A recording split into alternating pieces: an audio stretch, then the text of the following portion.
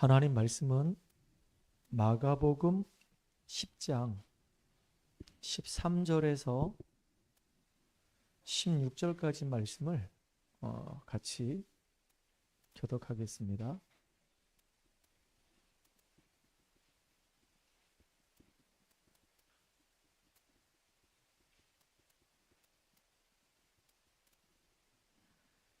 마가복음 10장 13절에서부터 16절까지입니다. 같이 한번 합독합시다. 사람들이 예수께서 만져주심을 바라고 어린아이들을 데리고 오매 제자들이 꾸짖거늘 예수께서 보시고 노하시어 이르시되 어린아이들이 내게 오는 것을 용납하고 금하지 말라. 하나님의 나라가 이런 자의 것이니라. 내가 진실로 너에게 이르노니 누구든지 하나님의 나라를 어린아이와 같이 받들지 않는 자는 결단코 그곳에 들어가지 못하리라 하시고 그 어린아이들을 안고 그들 위에 안수하시고 축복하시니라. 아멘. 오늘 본문을 보게 되면은 사람들이 자기 자녀들이 이렇게 있잖아요. 그 어린아이들을 예수님께 이제 데려오는 겁니다. 왜냐하면 예수님께 데리고 와서 예수님으로 하여금 안수기도 받을 수 있도록 이렇게 어린아이들을 이렇게 데려왔는데 그때 제자들의 이 반응을 좀 보세요. 제자들이 뭐라고 얘기하냐면은 사람들이 이제 아이들을 막 데리고 오니까 왜 지금 이 중요한 이 자리에 애들을 데리고 오냐? 뭐 하려고 애들 데려왔냐? 라고 아이를 데려왔던 그 사람들을 되게 무한하게 막 꾸짖는 겁니다. 그 장면을 지금 누가 봤냐면은 예수님이 이제 보시게 된 거예요. 그러니까 예수님이 너무 화가 나가지고 여기 표현이 뭐라 되어 있냐면 노하시며 그랬어요. 노하시며 그 말은 뭐냐면 화를 엄청나게 내시며 그 제자들에게 화를 엄청나게 내시며 그 사람들이 지금 아이들을 내게로 데려오는 것을 금하지 말라고 얘기했어요. 그러면서 지금 중요한 얘기 하시잖아요. 뭐라고 얘기하죠? 하나님의 나라가 이런 자의 것이니라 그랬어요. 이 어린아이들 같은 그런 심령을 가진 자들의 것이다 그랬어요. 너무 중요한 거죠. 여러분, 어린아이들 그러면 여러분 생각나는 게 뭐가 있습니까? 소소하다? 그것도 되죠. 우리가 그냥 단순하게 어린아이구나. 그러니까 어린아이 같이 되라. 여기 보니까 그런 말씀이 있거든요. 어린아이 같이 받들지 않는 자는 결단코 그곳에 들어가지 못하리라 그랬거든요. 하나님의 나라를 이 어린아이들처럼 어린아이 같이 받들지 아니하면은 천국에 들어갈 수 없다 이렇게 얘기했어요. 그 어린아이 같이 되라 그 얘기예요. 그러면 어른들이 지금 어린아이가 된다는 얘기는 유치한 아이가 되라 그런 얘기입니까? 아니잖아요. 여기에 중요한 의미가 있단 말이에요. 저는 이걸 묵상하면서 어떤 마음이 들었냐면은 어린아이가 가지고 있는 가장 중요하고 소중한 것들이 뭘까 생각해 본 거예요. 첫 번째, 아이들은 순수합니다. 애기들은 순수해요. 때묻지 않았어요. 오염되지 않았어요. 그리고 그 아이들한테 이야기를 해보면은 우리가 얘기하는 걸요 고지고대로 그대로 받아들여요. 이게 애들이 가지고 있는 특성이에요. 내가 이 2살짜리 3살짜리한테 이런저런 얘기했는데 거짓말 아니에요. 애들은 그런 얘기 아직 안 하거든요. 한 6살이나 한 7살쯤 되면은 이제 애들이 좀 빨리 아는 애들은 세상 돌아가는 물정을 아는 애들은 아이 거짓말 막 이러는데 2살짜리 3살짜리 애들한테 얘기하면 걔들이 거짓말하지 마세요 이러겠어요? 얘기하면 애들은 그냥 그대로 받아들여요. 그리고 애들은 도화지 같아. 하얀 백지야. 순수해. 때가 안 묻었어. 이게 어린아이의 특징이란 말이에요. 그럼 이걸 우리가 신앙에 한번 접목해 보세요. 신앙에 접목해 보면 하나님은 정말로 우리가 참된 복음의 사람 되기 원하구나. 워낙 때로 물들어 있기 때문에 이 복음으로 이게 덮어 쓰이지 않으면 우리 살 수가 없어. 이 복음으로 지금 덮어 쓰여져 있는데 그 포장지를 살짝 들어보면 안은 너무너무너무 더러워. 그래서 우리가 다 복음으로 치유돼야 되는 거예요. 그 정도로 우리가 우리 안에 오물로 찌들어 있는 이 부분들이 진짜 복음으로 다 재해석되어지고 아이들처럼 순수하게 믿음의 사람으로 우리들이 세워지기를 원하시는 겁니다. 저 여러분이 그런 축복의 사람 되기를 간절히 소망합니다.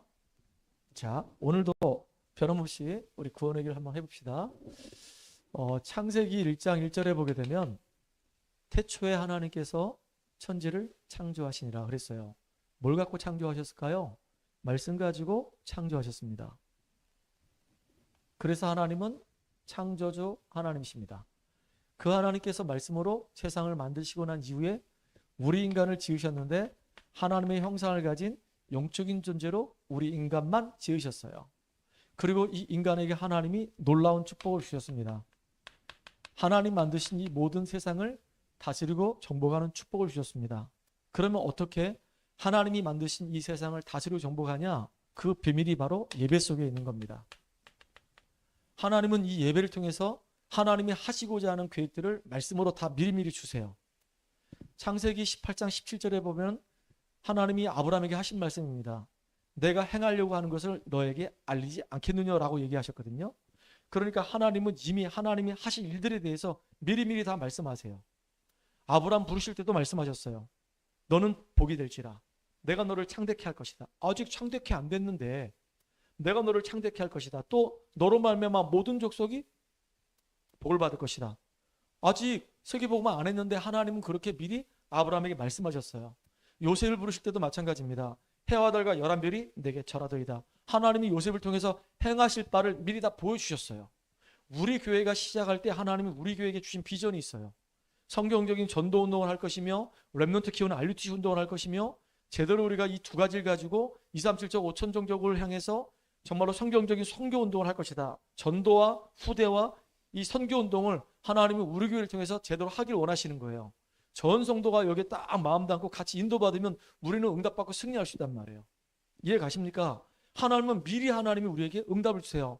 하나님이 바울을 부르실 때도 이방인들과 임금들과 이스라엘 자손들을 위해서 이 복음을 증거하기 택한 나의 그릇이다라고 얘기했어요.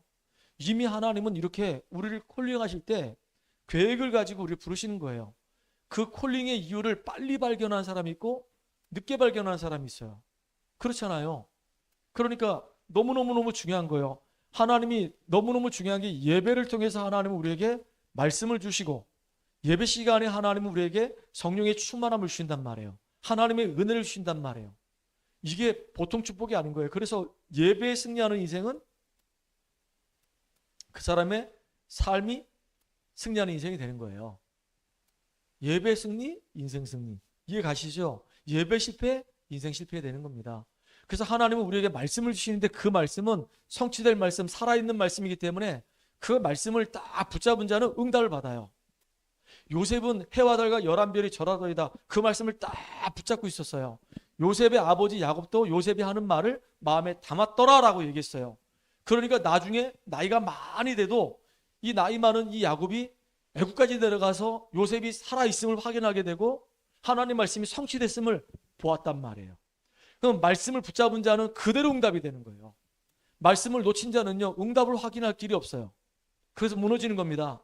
여러분, 그래서 이 영적인 원리를 잘 이해하시면 여러분 승리하는 겁니다. 그래서 예배가 중요한 거예요. 예배의 행위가 중요한 것이 아니라 예배 시간에 선포되는 말씀이 중요한 거예요. 말씀이 중요한 게 아니라 어떤 말씀이냐가 중요한 거예요. 강단에서 신비 말할 수도 있고 율법 말할 수도 있어요. 인본주의 말할 수 있어요. 세상 우스운 얘기할 수 있어요. 다 쓸데없는 얘기입니다. 강단에서 정말로 복음만 말해야 되는 겁니다. 진짜 원색적인 복음의 이 말씀을 들을 때 우리 영혼은 살아나게 있어요. 그래서 믿음은 들음에서 나는데 뭘 들어야 되냐? 그리스도의 이 말씀을 들어야 된다 그랬어요. 로마서 10장 17절에 믿음은 들음에서 나는데 그리스도의 말씀을 들어야 된다 그랬어요. 여러분, 그리스도 이름을 들을 때 여러분 영혼이 살아나요. 그리스도는 삼중직이잖아요. 우리의 모든 무너진 부분들을 회복하는 이름이 그리스도예요. 그 예배 시간에 그리스도가 선포 안 된다? 예배 시간에 영적 문제 해결하는 인생의 답이 선포 안 된다? 그거 예배 아니에요. 그리스도를 통해서 우리가 하나님 만나게 되고 그리스도 이름을 통해서 우리가 치유되어지고 그리스도를 통해서 우리가 인생의 이유와 비전을 발견한단 말이에요. 그 안에서. 근데 진짜 이 복음, 이 예배 시간에 복음, 기도, 전도, 선교, 제자 이 메시지 안 나오면요, 그거 예배 아니에요. 여러분이 그래서 속지 말아야 됩니다. 훌륭한 메시지, 미사 요구 써가지고 막 화려한 언어 쓰는 거 다 필요 없습니다. 하나님은 정말로 원색적인 복음만 말해주기를 원하는 거예요. 제가 다락방 가서도 원색적인 복음만 말하려고 애를 쓰고 있습니다. 다른 얘기할 필요가 없어요. 성경 말씀 가지고 성경에서 이야기하는 복음만 말해주면 되는 거예요. 그래야지 처음에는 밋밋하게 느껴져도 여러분의 영혼이 살아나기 시작하면 그게 밋밋한 메시지가 아니에요. 여러분 속에 생수의 강처럼 막 흐르는 축복의 메시지가 되는 겁니다. 이해 가십니까? 그런데 그거를 누가 잘하냐? 마귀 새끼가 너무 잘하는 거예요. 그래서 이 사단이 뱀 속에 들어가서 처음 사람 아담과를 유혹해서 우리 스스로가 죄 가운데 빠지게 만들고 극기하는 육신이 돼버렸다 그랬어요. 그래서 이 사단에게서 죄를 짓고 육신이 됨으로 말미암아서 결국은 하나님을 떠나게 되는 겁니다. 창세기 6장에 보니까 하나님의 형상을 가진 인생이 죄악이 관영하게 되므로 육신이 되었다 그랬어요. 육체가 됐다 그랬어요. 영적인 존재가 이제 완전히 짐승 수준이 된 거예요. 예배도 모르고 기도도 모르고 찬양도 모르고 아무것도 모르는 거예요. 영적인 부분에 대해서는 하나님이 살아계시는지 천국이 있는지 천사가 활동하는지 하나님의 소중한 계획이 무엇인지 내가 영적인 존재인 사람인지 아무것도 모르는 거예요. 그냥 먹고 자고 싸고 먹고 자고 싸고 그게 다예요. 그렇게 살다가 그냥 나그네 인생 살다가 그냥 지옥 가는 거예요. 누가 그걸 원하는 걸까요? 사탄이 원하는 거예요. 그거는. 그러니까 여러분들 사탄의 이 존재에 대해서 모르면요 속아요. 그래서 우리는 삼중직을 얘기할 때 항상 이 세 가지 얘기해요. 사탄, 죄, 지옥. 그렇잖아요. 지옥 가야 될 운명 속에서 우리를 건져내서 하나님께로 우리를 인도하셨잖아요. 이 죄 때문에 저주와 재앙 속에 사는데 죄 문제 해결하셨잖아요. 사단을 박살냈다는 증거로 주님은 부활하셨잖아요. 그러니까 이게 항상 증거돼야 되는 거예요. 죄만 자꾸 얘기하면 어떻게 되냐? 죄의식 가운데 빠지게 돼요. 진짜 이 현실을 이길 수가 없어요. 사단이 계속 치고 들어오는데 사단하고 영적인 싸움을 승리해야 되는데 어떻게 사단하고 싸워서 이길 수가 있냐고요. 그래서 세 가지가 늘 강조돼야 되는 거예요. 죄에서 해방하신 그리스도, 사단을 박살내신 그리스도, 지옥의 문제 해결하시고 하나님 만나는 길 여신 그리스도. 계속 그게 강조돼야지만 우리는 승리할 수 있단 말이에요. 여러분 예수가 그리스도라는 이 말이 보통 말이 아니라니까요. 모든 운명에서 빠져나올 수 있는 유일한 말이에요. 근데 이 사단은 이 말을 우습게 알도록 만든단 말이에요. 여러분이 여기에 절대 속지 않고 승리하는 믿음의 사람 되길 바랍니다.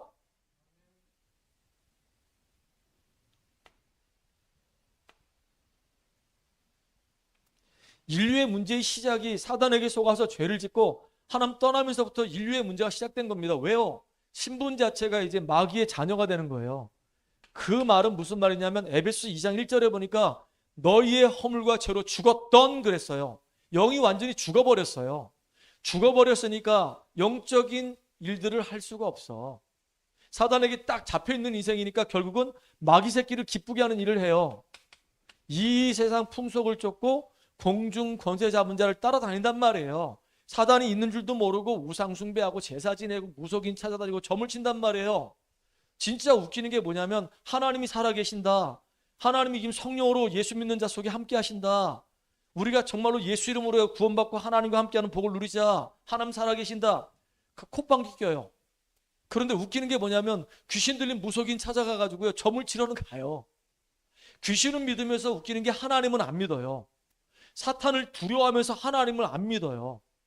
참 웃기는 거 있죠. 이렇게 사람들이 영적으로 너무너무 무지해요. 하나님이 함께했던 존재인데 하나님을 떠나니까 영적 고아란 말이에요. 지금 참 진짜 안타까워요. 그러니까 마귀 권세 아래 잡혀가지고 계속 이용당하고 끌려다니다 보면 어느 날 내가 해결하지 못하는 정신문제 온다니까요. 내 인생이 이렇게 망할 거라고 누가 알았겠어요. 선택을 잘못했는데 그 잘못된 그 선택이 결국 나를 망하게 하는 거예요. 왜냐? 예수 믿고 구원받았다 하더라도 이 사단의 실제를 모르게 되면은 정말로 내게 주어진 이 축복을 누리지 못하게 되면 결국은요 마귀한테 속아가지고요 우리의 이 생각이 영적인데 딱 가 있지 않고 자꾸 관심과 이 생각이 육신적인데 가다 보면 그걸 자꾸 선택을 하게 돼요. 아까도 우리 밥 먹을 때 우리 랩런트 한 명이 그런 말을 했잖아요. 아주 예화를 기가 막히게 했습니다. 울타리가 있는데 자꾸 울타리 관심이 자꾸 이렇게 간다고 막 이렇게 한번 넘어가 볼까? 저 넓은 세상으로 가볼까? 그 호기심은 나쁜 건 아닌데 그게 결국은요 딱 울타리 넘어가는 그 순간부터는 이제 사단의 덫에 딱 잡히는 거란 말이에요. 물론 한번 딱 빠졌다가 우와 이렇게 이게 장난 아니구나 그러고 돌아오는 건 나쁘지 않은데 뭐 하려고 그 짓을 하냐고. 참 너무너무 안타까워요. 지금도 이 선택을 우리 늘 하고 살잖아요. 어떤 선택을 하냐가 굉장히 중요한 거예요. 우리가 믿음의 선택을 하고 훌륭한 생각을 하고 그러면 승리하는데 항상 보면은 선택을 잘못된 선택을 해가지고 다 망하는 거예요. 왜 가인이 자기 동생 아벨을 돌로 쳐 죽였을까요? 영적인 상태가 미움으로 가득한 상태였기 때문에 사단이 역사하니까 종교 생활하고 있는데 영적인 상태가 결국은요 너무너무 상처와 이 시기와 이 미움으로 가득 차다 보니까 이 생각이 병들어 가잖아요. 거기 누가 역사하냐? 사단이 딱 역사하니까 앞이 안 보이는 겁니다. 해서는 안 될 짓을 했어요. 가서 자기 동생 아벨을 돌로 쳐 죽여버리는 일이 벌어지는 거예요. 그렇게 하면 안 되는데 자기 의지와 관계없이 선택을 그렇게 해서 결국은요 실패한 인생이 된 거예요. 여러분 잘 알아야 되는 겁니다. 지금도 살아가는 사람들이 삶을 살아가면서 자꾸 실패해. 어느 날 내가 감당할 수 없는 육신적인 문제가 와요. 진짜 지옥 같은 인생 살다가 결국은 지옥 가고 내 자녀가 망하지 말아야 되는데 똑같이 그 길을 걸어갑니다.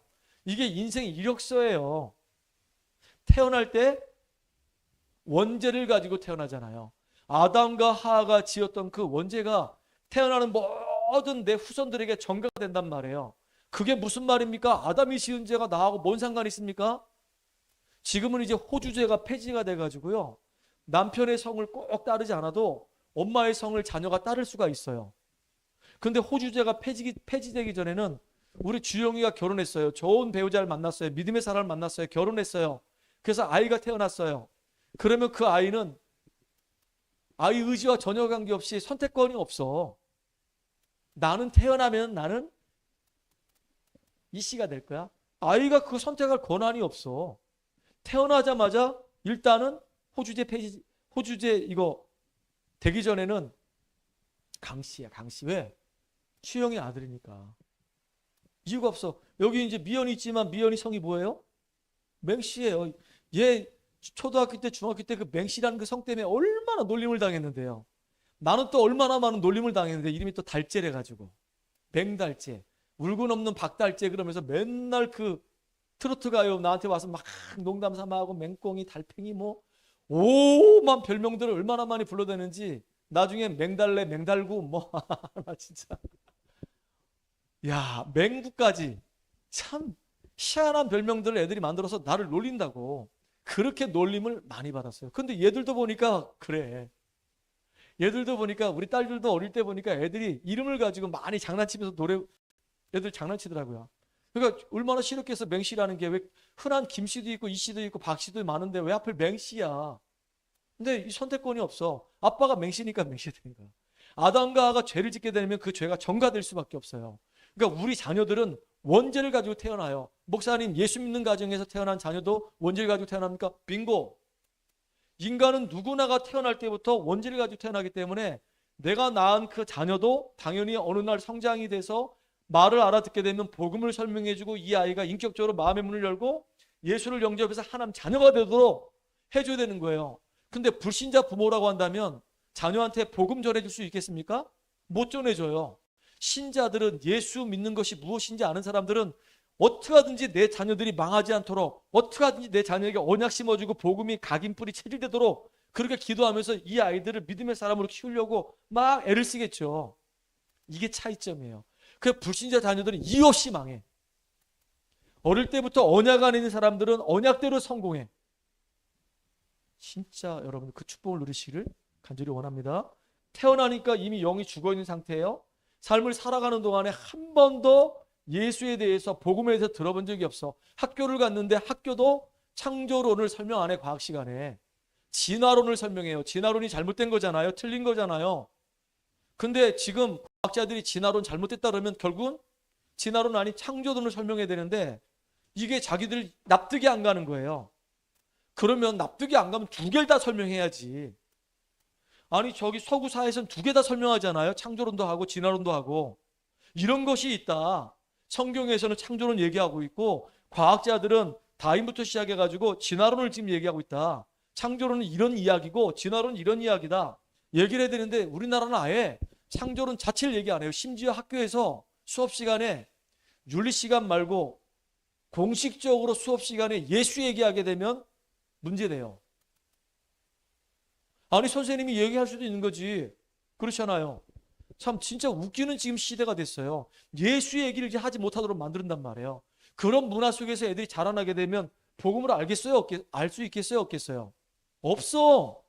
그러다 애들이 이제 성장한다? 막 이제 중간고사 시험에 시달리고 이제 기말고사 시험에 시달리고 막 진학에 막 시달리고 고입에 시달리고 대입에 시달리고 학교 다니면서 또 시달리고 온갖 것 시달려. 정신적으로 막 데미지 막 입어. 그러면서 성장하다 보니까 집안이라도 온전하면 괜찮은데 집안이 보니까 완전히 그냥 콩가루 집안이야. 집안이 늘 시끄러워. 아버지 맨날 도박하러 다니는 집안, 아니면 맨날 술 먹고 깽판 치는 집안, 아니면 맨날 엄마 춥바람 나가지고 돌아다니는 집안, 아버지가 맨날 바람 피는 집안. 그 속에서 애들이 자라면요, 부모의 사랑도 못 받고 인격적으로 결함이 생길 수밖에 없어요. 그러니까 상처받을 수밖에 없고 세상을 향해서 이게 왜곡된 시선으로 볼 수밖에 없는 그런 상태가 되는 거예요. 그러니까 애들이 정신 문제가 오니까 막 묻지마 살인 막 하잖아요. 막 이게 진정한 사랑을 못 받아 보니까 사랑이 뭔지 몰라. 그러니까 사람에 대해서 존귀한 걸 몰라. 내가 소중하면 다른 사람도 소중하게 느껴지거든요. 내가 정말로 가치가 없으니까 다른 사람도 다 가치 없게 보이는 거예요. 진짜 나를 사랑하는 사람은 다른 사람도 너무너무 소중하고 사랑스러워요. 그러니까 정신력이 문제에 시달리다 결국은요 실패한단 말이에요. 지옥 같은 인생 살다 지옥 가요. 근데 이상하게도 그게 영적 DNA가 그 자녀한테 그대로 대물린대요. 한번 물어볼게요. 우리 주영이는 아버지 많이 닮았어요? 어머니 많이 닮았어요? 아니면 두 분을 반반 닮았어요? 그렇지. 분명히 닮은 구석이 있죠. 영 딴판은 아니죠. 봐요. 육신적인 모습이 닮아요. 겉모습도 닮아. 나도 45세 때인가 한 10년 전쯤에 면도를 하려고 이제 세면대 앞에 딱 섰는데 깜짝 놀랐다니까요. 거울에 딱 비쳤는데 거기 우리 아버지가 있는 거야. 그래서 아버지 왜 거울 앞에 있어요? 하고 자세히 보니까 아버지가 아니고 나야. 우리 딸이 나한테 그런 얘기 했어요. 할아버지 닮아가는 것 같아. 나한테 그런 얘기 했거든요. 겉모습도 닮아요. 근데 웃기는 게 뭐냐면요. 성향도 닮아요. 부모의 성향도 닮고 성격도 닮아요. 그래가지고 우리 딸내미가 내 성향을 많이 닮았어. 또 우리 집사람의 성향도 많이 닮았어. 그게 육신적인 거, 그 사람의 성향, 그것만 닮겠습니까? 영적인 부분도 닮아간단 말이에요. 진짜 그래요. 그래서 집안을 가만히 보게 되면 충성심이 있는 집안은 집안 내대로 다 충성심이 있어. 이렇게 사기치는 집안은 이상하게 그 사기끼가 있어가지고 다 사기쳐. 그 집안 색깔이 그래. 그래서 춤바람 나는 집안은 이상하게 그 분위기가 춤바람 분위기가 되는 거예요. 도박하는 집안의 자녀들은 이상하게 도박을 하게 돼요. 폭력이 있는 집안에는 그 자녀가 이상하게 폭력에 굉장히 익숙해져 있단 말이에요. 아버지가 막 알코올에 막 쪄들어 살다가 그럼 이 아이는 이상하게 다른 사람은 술 한잔 먹으면 싹 안 먹겠는데 얘는 딱 술을 마셨는데 왜 이렇게 달아? 이렇게 된단 말이에요. 이게 다른 거예요, 이게. 사람들이 살아가면서 다 얻어 걸려 있다니까. 이걸 보는 눈이 열려야지만이 되는 거예요. 이해 가십니까? 자, 그런데 이 문제는요, 영적인 문제이기 때문에 내가 아무리 착하게 산다고 그래가지고 이 착하게 사는 것 같고 우리 하나님 만날 수가 있다 없다? 없어요. 왜냐? 내가 아무리 선을 행한다 하더라도 이 선을 가지고는 죄 문제를 해결할 수가 없어요. 원죄는 해결 안 돼. 내가 아무리 종교 생활을 열심히 해도 그 종교 생활 가지고는 사단을 이길 수가 없어요. 엄밀히 얘기하면 종교 생활은 마귀를 섬기는 거예요. 그리고 우리가 아무리 많이 배우고 똑똑하다 하더라도 그 지식 가지고는 우리가 하나님 만날 수는 없어요. 우리 인간의 입장에서는 이 영적인 문제 해결할 수 있는 길이 없어요. 하나님 만날 수 있는 길이 없어요. 하나님 만나면 모든 문제 해결되는데 우리 인간의 입장에서는 하나님 만나는 길이 없어요. 성공해도 안 돼요. 돈이 많아도 안 돼요. 박사학위 10개도 안 돼요. 아무리 애를 쓰고 노력해도 우리는 하나님 만날 수가 없다. 그래서 하나님께서 우리를 너무 사랑하시기 때문에 우리를 이 가운데서 건져내시려고 우리하고 의논도 안 하시고 일방적으로 이 땅에 구원자이신 예수님을 보내주신 거예요. 이게 복음이에요. 이게 기쁜 소식이에요. 하나님이 우리를 구원하기 위해서 구약에 그렇게 예언했던 그 메시아를 이제는 우리에게 보내주신 겁니다. 눈에 보이지 않는 이 하나님이 인간의 몸을 입고 이 땅에 오셨단 말이에요. 오셔가지고 십자가에서 모든 것을 다 끝내시고 승리하셨어요. 이거를 우리가 믿기만 하면 되는 겁니다. 그래서 예수님이 하신 일이 있어요. 예수님이 성경대로 십자가에서 죽으시고 성경대로 부활하심으로 우리가 해결하지 못하는 인생의 모든 문제를 다 끝내신 그리스도의 일을 하신 겁니다. 그 예수는 그리스도요. 베드로가 주는 그리스도시요 살아계신 하나님의 아들이십니다. 이 고백했을 때 예수님이 얼마나 기뻤는지 바요나 시몬아 네가 복이 있도다 그랬어요. 그 고백을 했는데 복이 있다는 거예요. 이것을 알게 하니는 혈육이 아니고 뭐래요? 하늘에 계신 내 아버지시니라 그랬어요. 하나님이 알게 하지 않으면 깨달을 수가 없는 거예요. 그래서 정말로 예수는 그리스도 맞구나. 예수는 사단의 머리를 완전히 박살내신 만왕의 왕이시구나.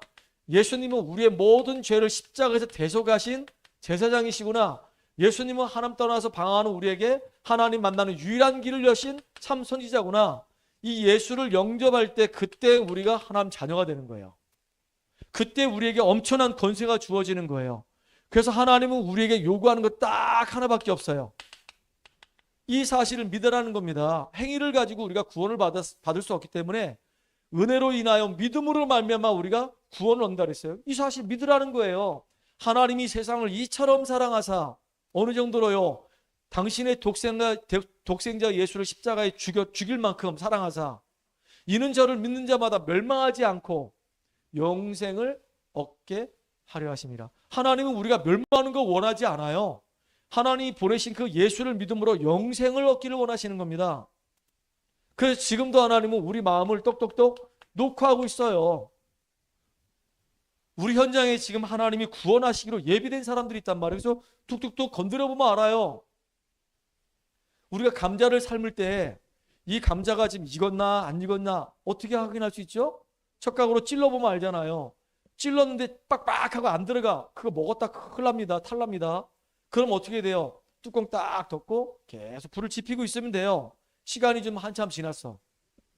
뚜껑 딱 열고 젓가락 콕 찔렀더니 쑥 들어가. 그러면 이제 그거 조금 식혀가지고 먹으면 맛있는 감자를 먹을 수 있어요. 현장에도 마찬가지입니다. 이 사람이 지금 예비된 사람인지 아닌지 한번 가서 툭 찔러보면 알아요. 너 교회 다니니? 어제 너 예배 드렸니?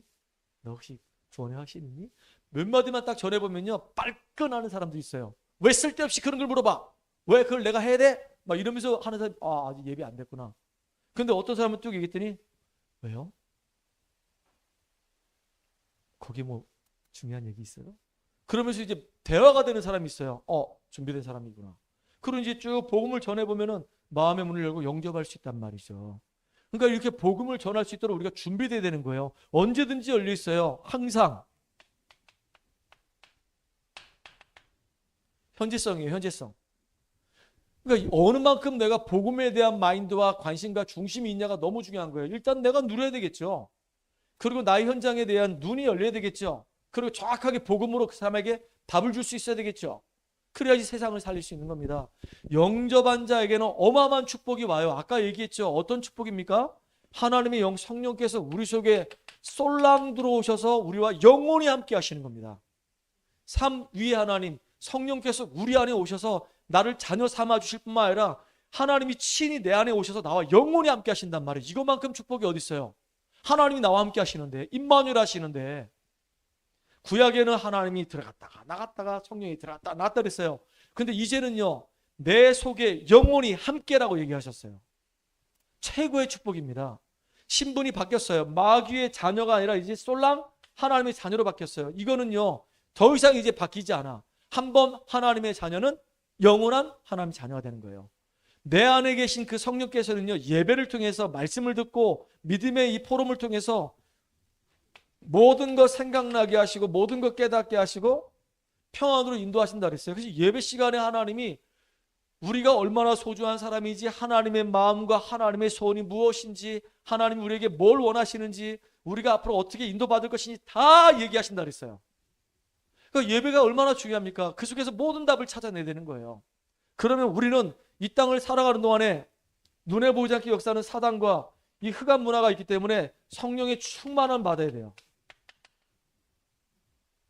예수 그리스도의 이름으로 기도하면 성령 충만함 주신다 약속하셨잖아요. 오직 성령이 너에게 임하시면 권능을 받고 땅끝까지 증인되리라. 이게 얼마나 큰 축복입니까?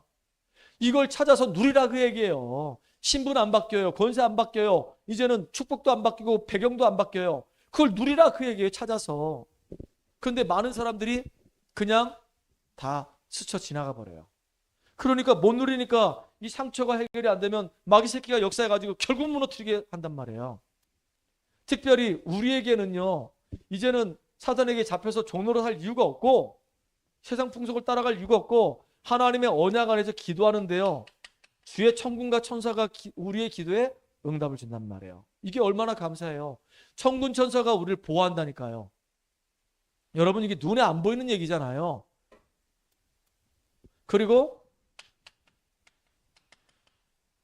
우리가 예수 이름으로 기도할 때 더러운 귀신이 꺾여 나간단 말이에요.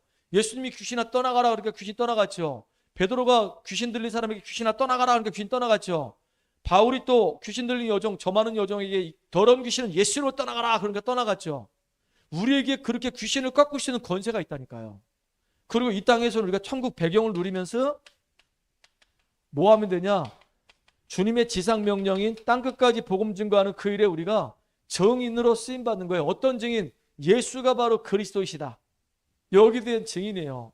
내가 이렇게 고통받으며 살았는데 알고 봤더니 이 고통의 원인이 사단에게 속아서 죄를 짓고 하나님 떠남으로 인해서 이런 고통 속에 내가 살았구나. 나는 진짜 천 가지 만 가지 인생의 문제 속에 있었는데 알고 봤더니 결국은 이 문제 때문에 나는 천 가지 만 가지 문제를 당할 수밖에 없었구나. 그러니까 이 문제 해결할 수 있는 길은 오직 예수 그리스도밖에 없구나. 그리고 예수 그리스도 이름으로 구원받았는데 하나님은 구원받은 나에게 당장 이렇게 엄청난 이 신분과 이 권세를 내게 회복해 주신 거예요. 하나님이 함께하는 축복을 누리면서 이 땅을 다스리고 정복하는 겁니다. 하나님과 함께하는 축복을 누리면서 하나님 만드신 이 세상을 다스리고 정복하는 원래 사람의 축복을 그리스도 안에서 회복시켜 주신 거란 말이에요.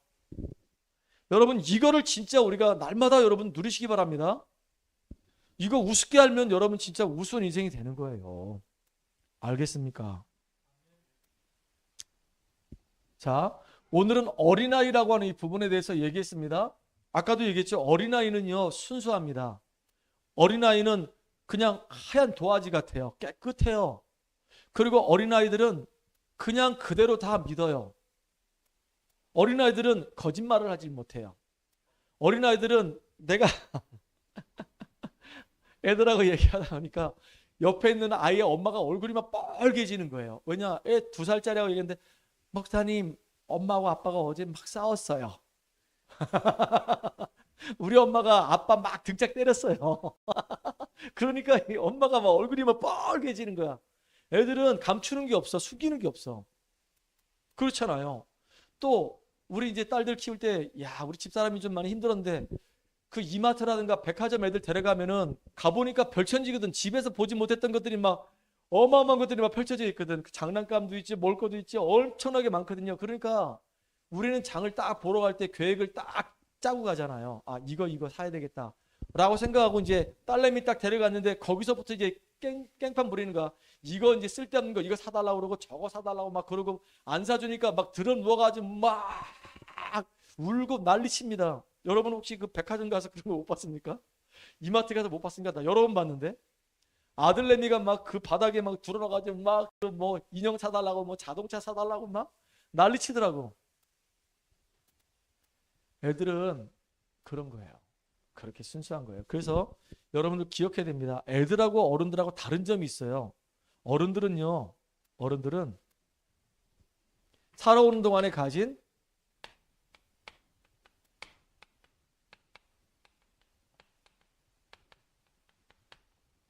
영적 문제가 있습니다. 이 어른들에게 뭐가 있냐? 과거라고 하는 것이 있어요. 애들은 지금 막 태어난 아이들 한 10개월 된 애들, 20개월 된 애들, 뭐 2달, 3달 된 애들은 무슨 과거가 있겠습니까? 애들이 그냥 순수하게 그냥 엄마 젖 먹으면서 성장했지. 근데 나이가 20이 넘어가잖아요. 과거 있어요. 초등학교 때 애들하고 상처받았고요. 선생님한테 상처받았고요. 부모한테 상처받았고요. 중학교 때 애들이 중2병 걸려가지고 애들이 막 이제 탈선하고요. 그리고 이상한 친구들 만나서 막 담배하고 술하고 옛날 내가 학교 다닐 때는 본드하고 요즘은 애들이 뭐하냐 마약하고 그래요. 잘못된 친구 만나면 그렇게 됩니다. 그리고 고등학교만 딱 들어가면 벌써 애들이 선을 넘는 행동을 많이 해요. 우리 막내가 학교 다니는 그 학교가 그랬단 말이에요. 그렇잖아요. 그러니까 애들이 이제 과거가 생겨. 그리고 성장하면서 이상하게 우리가 교육도 받잖아요. 여러 가지 사건도 생기면서 그걸 내 스스로 막 고민해가면서 문제 풀어간단 말이에요. 그러다 보니까 나도 모르게 뭔가 생각, 어떤 사상, 어떤 고정관념 이런 것들이 나한테 딱 틀이 된단 말이에요. 이렇게 나의 캐릭터로 딱 자리매김해요. 진짜 이거는 안 바뀌어 진짜. 왜냐하면 이게 쌓여가지고 쭉 쌓여져 와서 지금의 나를 만들었기 때문에 이게 한순간에 확 안 바뀌어진단 말이에요. 그렇게 되겠죠. 그죠? 여러분들 이걸 봐야 되는 겁니다. 거기다가 나도 모르게 가정과 이 가문으로부터 오는 영적 대물림도 있습니다. 참 이게 너무너무 안타까운 거. 이게 어떻게 되냐? 이게 진짜 복음 만나고 이게 치유되지 않으면 평생 갑니다. 어느 날 이제 쭉 삶을 살다가 나는 잘 사는 것처럼 보이는데 어느 날 결정적인 순간이 와요. 내가 어떻게 해결할 수 없는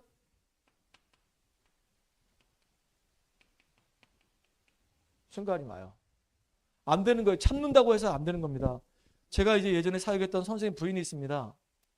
이 집안은 양쪽 다 우상숭배 너무 극심하게 하는 집안이라. 그런데 이 선생님한테 우리 선생님 여동생이 결혼하게 된 거예요. 참 착해. 법 없이도 살 사람이야. 그런데 이제 시집을 갔는데 가서 생활하다 보니까 시어머니하고 자기 관계 속에서 자꾸 뭔가 안 맞아.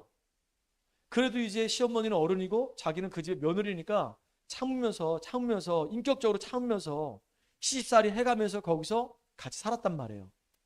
그러다 어느 날 자기가 그동안 가정과 가문에서 내려온 영적 문제 있지, 자기 과거 있지, 자기 생각도 있지. 그런데 이제 시어머니하고 계속 부딪히다 보니까 어느 날 이제 문제 빡 왔는데요. 이제 자기가 도저히 참을 수 없는 상태가 된 거예요. 근데 이게 자기 의지와 관계없이 정신이 확 돌아버렸어요. 그래서 자기 집 주변을 맨날 맨발 벗고 막 돌아다니는 겁니다. 미친 여자처럼.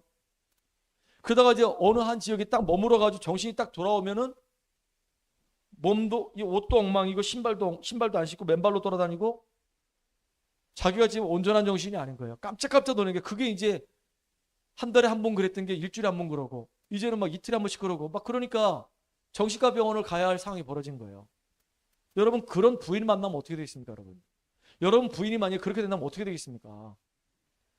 진짜 이 우상숭배 극심하게 한 집안의 가정 가문에 그런 영적 대물림이 있다니까요. 보이지 않는. 그런데 이 자매가 성장하면서 우리가 모르는 과거가 있고 많은 만남과 교육을 통해서 형성된 생각이 있고 자기 나름대로의 색깔과 컬러가 딱 사상화돼 버렸어요. 있다니까요. 그 틀이. 그게 고정관념화되어 있는 거예요. 여러분 이것들은요. 잘 치유가 안 돼. 그러다가 살면서 하나님 안 믿으니까 가장 큰 문제가 뭐냐? 어른들은 늘 불신앙해요. 왜? 이 틀 안에서 자꾸 뭔가를 보고 생각하기 때문에 믿음의 말을 하질 못해요. 그래서 나중에 문제 오는 거예요. 근데 애들은요, 안 그렇잖아요. 애들은 과거가 있습니까? 무슨 생각이 있습니까? 무슨 사상이 있습니까? 무슨 고정관념이 있습니까? 가정과 가문에서 오는 대물림은 아직 아이들한테 발현이 안 됐어. 드러나지 않았단 말이에요. 평생 이 영적인 문제는 간단 말이에요. 우리 미연이의 성향이 평생 그대로 가요. 이렇게 우리 미연이 나름대로 컬러가 있거든요. 장점이 있단 말이에요. 그게 그대로 가요. 우리 주영이도 마찬가지고 용덕이도 마찬가지고 각자가 가지고 있는 컬러가 있잖아요. 그걸 그대로 가지고 평생 간다니까 결국은. 진짜 이게 복음으로 재해석되고 치유 안 되면 계속 가는 거예요. 그러다 어느 날 나도 모르게 이제 결정적인 순간에 한 게 와요. 문제 사건 만나면 불신앙한다. 이거 하지 말라 이겁니다. 왜냐? 지금요. 제자들이 자기 생각의 틀이 딱 가지고 있는 거예요. 왜냐? 그 당시에는 아이들은 가치가 없다고 생각했단 말이에요. 아니 우리 교회에서 만약에 주일학교 하는데 주일학교 얼마나 중요합니까? 미래가 얼마나 중요합니까? 주일학교에 정말로 모든 것을 다 투자해도 하나도 아깝지 않아요. 근데 애들은 속된 말로 얘기하면 헌금을 합니까? 교회에서 활동을 할 수 있습니까? 봉사할 수 있습니까? 아무것도 하지 않아요. 그러니까 교회에서 어떻게 하냐? 그냥 주일학교 예산 적당히 책정하는 거예요. 그러니까 항상 어려워. 그럼 안 되잖아요. 애들이 가치가 없다고 생각하니까 그렇게 되는 거예요. 근데 진짜 이 아이들 속에 정말로 가장 중요한 시간표가 그 시간표인데 뭘 심어주냐가 너무 중요한 거예요. 모든 것을 투자해서라도 이 아이들이 정말로 앞으로 미래에 영적인 서밋이 되도록 도와줘야 되는 거예요. 진짜. 그러니까 제자들이 지금 아이들을 데려왔다고 해가지고 왜 데려왔냐고 막 책망했잖아요. 왜 그랬을까요? 제자들은 예수님 따라다니면서 예수님의 제자들이야. 보고 말아.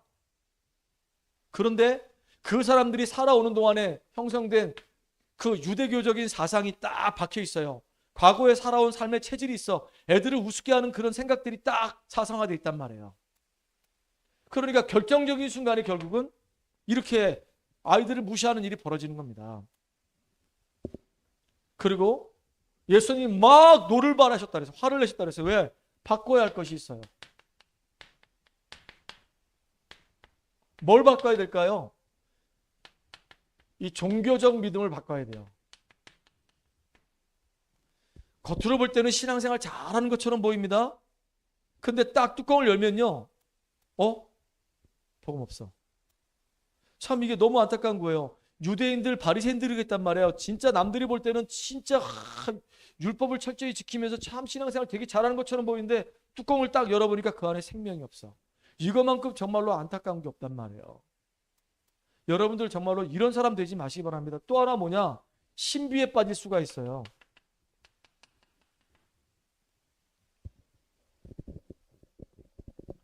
어떤 청년이 꿈을 꿨는데 꿈속에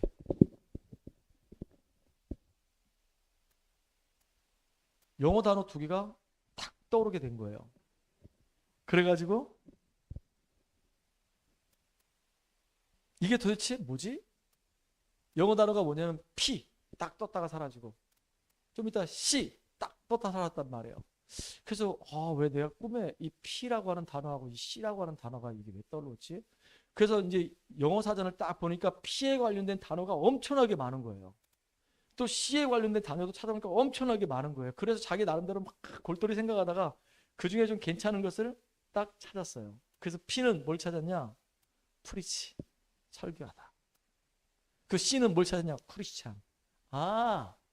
그래 나는 신자니까 설교하는 사람 목사가 돼야 되겠다. 이게 하나님이 나한테 목사가 되라고 하는 얘기구나. 이렇게 착각을 했어요. 이렇게 생각을 했단 말이에요. 그래서 이제 그 교회 목사님께 상담을 하러 딱 간 겁니다. 상담을 딱 하러 가서 목사님 제가 지난밤에 꿈을 꿨는데요. P가 딱 떠오르고 C가 딱 떠올라가지고 내가 프리시 그다음 크리스찬 그래서 나보고 하나님 목사라는 줄 알고 내가 준비하겠습니까? 그랬더니 목사님이 가만히 있었더니 나는 그렇게 생각이 안 드는데 너는 그렇게 생각할지 몰라도 나는 그렇게 생각이 안 든다 그러면서 뭐라고 얘기했냐면은 나는 P가 플랜트로 들린다. 심어라.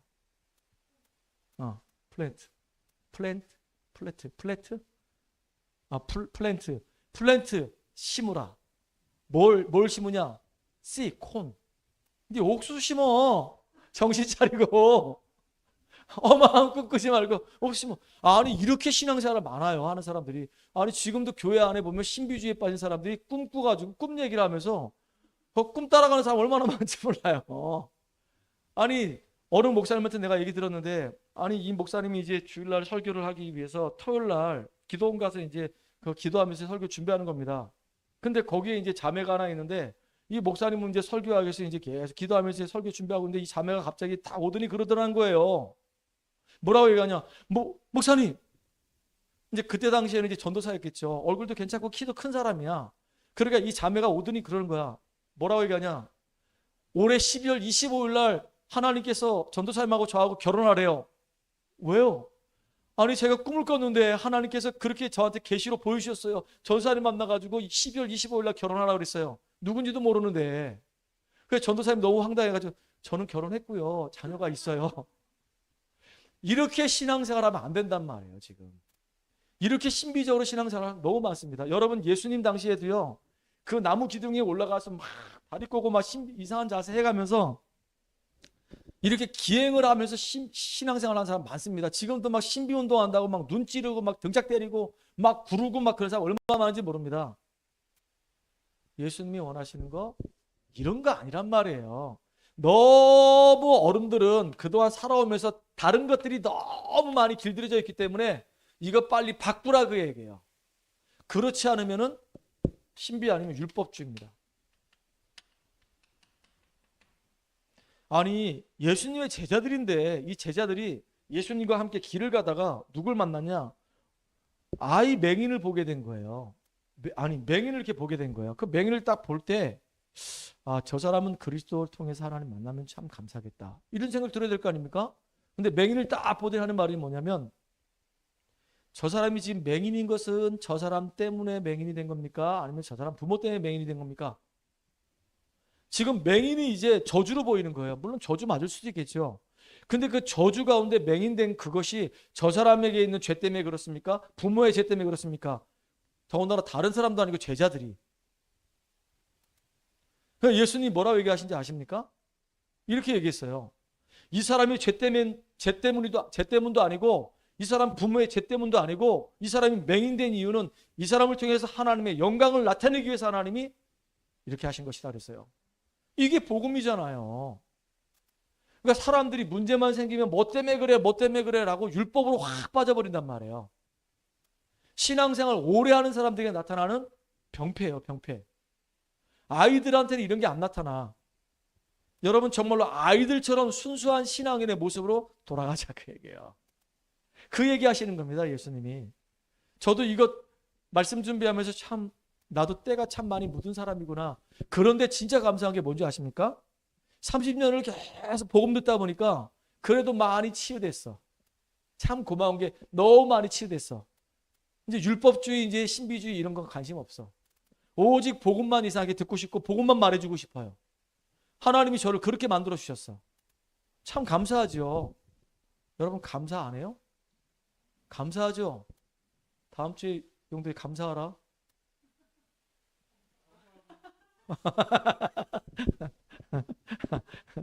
그리고 그래서 보세요. 이렇게 어른들은 아이들과 다르게 지금까지 살아온 동안에 가정의 문제, 가문 문제, 그다음에 과거라든가 여러 가지 사건들과 만남이라든가 말을 통해서 뭔가 모르게 쪄들어 있어.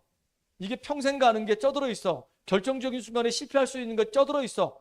늘 불신앙해.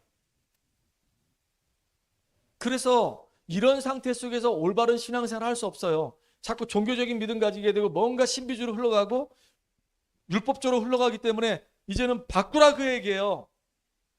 어떻게 해요? 어린아이 같이 순수한 사람으로 바뀌어져라 그래서 어린아이처럼 우리가 바라는 게 뭐냐? 믿어라 그 얘기예요. 뭐를 믿어야 될까요? 하나님의 말씀을 믿으라 그 얘기입니다. 하나님의 말씀을 의심하지 말고 그대로 믿으라 그 얘기입니다. 그 첫 번째가 예수 그리스도를 믿음으로 말미암아 우리가 구원받는다. 구원받으면 영원한 해방을 받게 되고 영원한 생명을 얻게 된다. 예수님께서 우리의 인생의 모든 문제를 십자가에서 다 끝내셨다. 이건 믿으라 그 얘기예요. 그리고 구원받은 자에게는 말씀을 들으면 들을수록 하나님의 능력이 어마어마하구나. 하나님의 능력을 믿는 믿음을 회복하라 그 얘기예요. 그리고 구원받은 자에게 하나님이 완전히 그 사람을 책임지시고 나를 인도하신다라고 하는 그 믿음이 우리에게 있어야 되는 거예요. 아멘입니까? 여러분들의 인생을 세밀히 인도해 가신다니까요. 분명히 하나님은 지금도 저와 여러분들을 인도해 주십니다. 더군다나 우리에게 뭘 주셨다고요? 사탄을 이길 수 있는 권세를 주셨기 때문에 그 사실을 믿으라 그 얘기예요. 하나님의 자녀가 됐고 자녀에겐 권세가 주어졌고 우리가 예수 이름 부를 때마다 하나님 능력이 우리에게 나타나고 주님께서 우리를 통해서 세계복음을 하셔야 되기 때문에 우리를 인도해 가신단 말이에요. 아니 아브라함을 그렇게 인도하셨고 야곱을 그렇게 인도하셨고 그 다음에 저기 누구예요? 요셉을 그렇게 인도하셨고 다윗을 그렇게 인도하셨고 바울을 그렇게 인도하시고 능력으로 역사하시고 다 하셨잖아요. 믿음의 사람들에게 그렇게 하셨잖아요. 우리도 마찬가지입니다. 그들과 우리는 성정이 똑같다고 그랬어요. 하나님은 이렇게 우리가 하나님 말씀에 대해서 아이들처럼 순수하게 믿기를 원하는 겁니다. 그대로 믿으라 그 얘기예요. 의심하지 말고.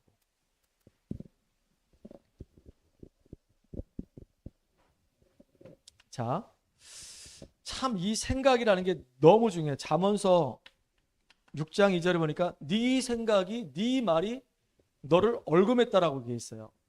우리가 자꾸 불신앙의 말을 하잖아요. 결국은 그 불신앙의 그 말이 나를 얼금해.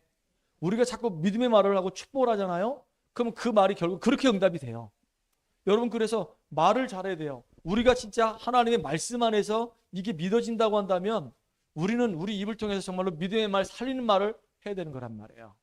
아멘. 진짜 그래야지 우리 승리할 수 있어요. 심지어 보세요. 증거로 욥기 3장 25절에 보니까 욥은요 믿음의 사람입니다. 신앙생활 잘했던 사람이에요. 그런데 늘 염려가 있던 사람이야. 우리 애들이 죄를 보면 어떡하지? 우리 아이들한테 잘못되면 어떡하지? 우리 가축들에게 문제가 오면 어떡하지? 은근히 그런 염려가 있던 사람이에요. 근데 그 염려한 그대로 일이 벌어진 거예요. 자녀들 다 죽어버리고 가축 다 죽어버리고. 그렇잖아요. 그러니까 우리가 어떠한 믿음을 가지느냐, 어떠한 생각을 하냐, 이게 되게 중요한 겁니다. 그래서 복음이 자꾸 내 안에 각인뿔이 체질되도록 하는 것은 다예요. 여러분, 이 복음의 메시지 한 번 들어가지고 여러분 아는 것처럼 느껴지죠? 여러분 해봐요. 혹시 우리 주영이한테 내가 한번 기회 되면은, 주영아 너 이제 요 칠판 앞에 나와서 구원의 길 한번 해봐라. 내가 한번 시킬 겁니다. 우리 용덕이한테도 야 너 한번 칠판 앞에 나와가지고 너도 구원의 길 한번 해봐. 내가 시킬 거야. 우리 랩런트도 다 시킬 거야. 미연이도 시킬 거야. 그럼 시켜보면 알아요. 그러면 아 머리로 아는 거하고 실제로 아는 거하고 시켜보면 금방 알아요. 시킵니다. 그래서 중요한 게 결론인데요. 이렇게 복음에 뿌리 내린 사람, 어린아이 같이 신앙이 올바르게 성장한 사람은 특징이 있는데 뭐냐? 이 사람은 늘 사람들을 축복하는 사람이에요. 예를 들어 볼게요. 우리 딸 미연이가 있는데 아침에 차를 운전합니다. 미연아 오늘 차 조심해, 차 조심해. 이 염려를 동반한 말이에요. 그게 쌓이면 얘 속에 그게 각인돼요. 그럼 나중에 얘가 성장해서 자녀 낳아도 야, 너 밖에 나갈 때 횡단보도 조심해야 돼. 물론 조심해야 되는 거 맞아요. 말을 표현 어떻게 하면 좋을까요? 미연아, 하나님이 너와 함께 하시오. 늘 하나님의 인도를 받고 승리하자. 이게 참 이게 중요한 말이란 말이에요. 우리가 말을 할 때 보면 어느 날 그 속에 염려가 딱 베이스에 깔려있는 말도 자꾸 해요. 왜냐면 부모니까 걱정이 되니까 그런단 말이에요. 너는 하나님이 지키실 거야. 너는 축복된 사람이야. 라고 우리는 축복을 선포해 줘야 되는 거예요. 나는 참 감사해요. 우리 집사람이 늘 나한테 축복을 선포해 줘요. 나처럼 모자란 사람인데 당신은 대기만성이야. 당신은 하나님이 크게 쓰실 거야. 그 얘기 들을 때마다 이상하게 기분은 나쁘지 않더라고요. 감사하더라고요. 근데 우리 집사람이 나한테 와가지고 왜 그렇게 해요? 왜 그따위예요? 계속 그러면 짜증 나겠어요? 안 나겠어요? 이게 사람을 살리기도 하고 죽이기도 한다니까요.